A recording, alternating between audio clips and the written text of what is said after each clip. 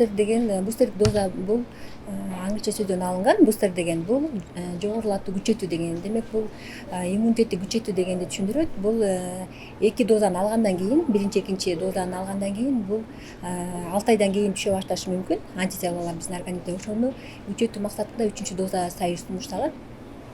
Бул азыркы учурда вакциналардын жана бизде сайылып жаткан Sinopharm, Казвак, AstraZeneca, Sputnik Light вакцинасын алгандарга 3 дозасы уже бустердик доза башка вакцина алуу сунушталат. Бустердик дозанын мааниси чоң. Анткени биздин организмде түшүп келе жаткан антителаларды кайра көтөрүүгө бул атайын сунушталган бустердик доза.